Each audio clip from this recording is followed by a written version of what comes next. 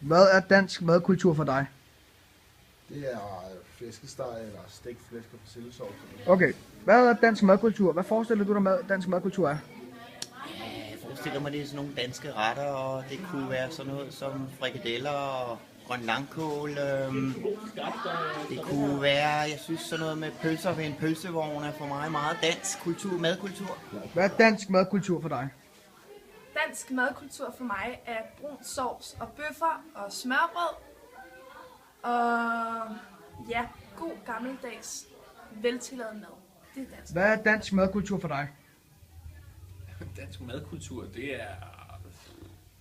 Jamen efterhånden så er det jo alle mulige ting, men sådan traditionelt så er det jo flæskesteg, frikadeller og stegt flæsk med persillesovs. Men altså, jeg synes jo efterhånden, det gerne skulle være lidt mere. Der er jo efterhånden kommet så meget andet ind. Altså for mig der er det lige så meget at spise sushi. Jeg ved godt, det ikke er dansk, men for mig er det blevet lige så en naturlig del som alt muligt andet. Men sådan en god julefrokost med sild og flæskesteg og stegt flæsk. Hvad er dansk kultur? Altså, hvad mener du, der er dansk? Runden tårn. Eller Kronborg.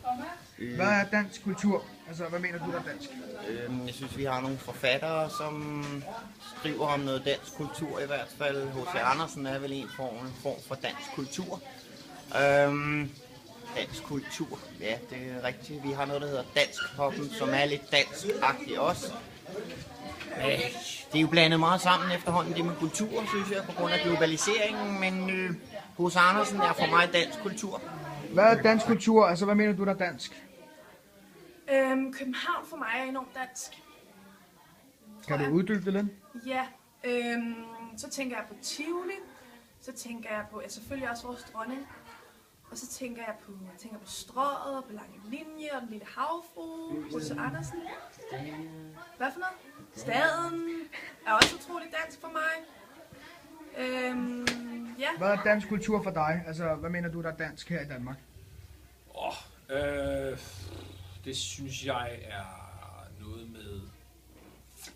Jeg synes, det har været noget med åbenhed og glæde og nysgerrighed og afslappethed over for nye mennesker og nye kulturer. Det er det måske så ikke så meget mere. Jeg synes, tolerancen er stærkt faldende over for fremmede ting. Det synes jeg faktisk, det har været. Lige nu er jeg faktisk lidt i tvivl om, hvad fanden der egentlig er dansk kultur, fordi jeg synes, at de ting, jeg forbandt med det, er langt væk hos mange mennesker. Føler du dig påvirket af udlandsk kultur?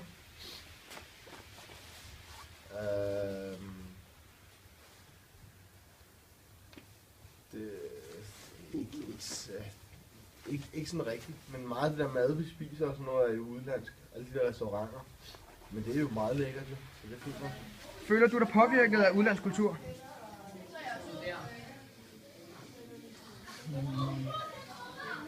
Nej, ikke synderligt faktisk. Jo, men jeg tror, det kommer bare så langsomt på grund af globalisering, så jeg mærker det ikke. Nej, jeg føler mig ikke umiddelbart påvirket, nej. Føler du dig påvirket af udlandsk kultur? Ja, enormt meget. Måske nærmere mere end dansk, tror jeg. Men det er også fordi, jeg synes, at madkulturen fra udlandet er meget bedre. Og mange af de holdninger, sproget og klimaerne og alle de her ting, det påvirker mig rigtig meget. Jeg synes ikke, Danmark er skide interessant nogle gange. Så jeg er meget påvirket af andre lande. Føler du dig påvirket af udlandsk kultur? Hvad føler du påvirket udenlandsk kultur? Som restauranter og sådan noget, for eksempel. Jamen, jeg synes jo, det er spændende. Jeg elsker jo netop, som vi snakker om, med at spise sushi og thai-mad og alle de ting, kinesisk mad. Så, nej, jeg føler mig ikke påvirket, men jeg synes, det er ret, der er noget andet. Jeg tror, jeg bliver rimelig træt af, hvis der kun var flæskestegsrestauranter rundt omkring. Eller stegt flæsk. Men jeg føler mig ikke påvirket. Jeg er kun til den gode side. Jeg synes, det er en berigelse, der er noget forskelligt. Du, vi skulle lukke grænserne. Nej, det synes både og. Fordi at det gør det meget mere besværligt, når man skal vise pas og alt sådan noget lort hele tiden. Men til gengæld så slipper vi for, at der kommer en hel masse indvandrere og sådan illegale indvandrere. Synes du, vi skulle lukke grænsen helt, så der ikke kunne komme flere indvandrere ind? Ja, det synes jeg egentlig. Kan du uddybe det lidt mere? Ja, altså hvis det var et spørgsmål, om vi skulle hjælpe 20.000 eller 30.000, så synes jeg bestemt, vi skulle hjælpe dem. For mig at se, at det er et bundløst hul, det bliver ved med at vælte ind. Jeg kan ikke rigtig se, at vi kan gøre noget for alle de mennesker. Jeg vil gerne, men jeg kan ikke se, at vi kan. Synes du, vi skulle lukke grænsen? Jeg synes, vi skal lukke både og, men jeg synes ikke, vi skal, jeg synes, vi skal lukke dem for dem, som kommer herop for at, hvad skal man sige, få et bedre liv. Det lyder meget hårdt. Men flygtninge og sådan noget, nej, det synes jeg bestemt ikke. Jeg synes ikke, de skal lukkes på den måde, som Martin Henriksen og DF gerne vil, at de gerne vil nærmest sende dem tilbage med krigsskibe og bomber.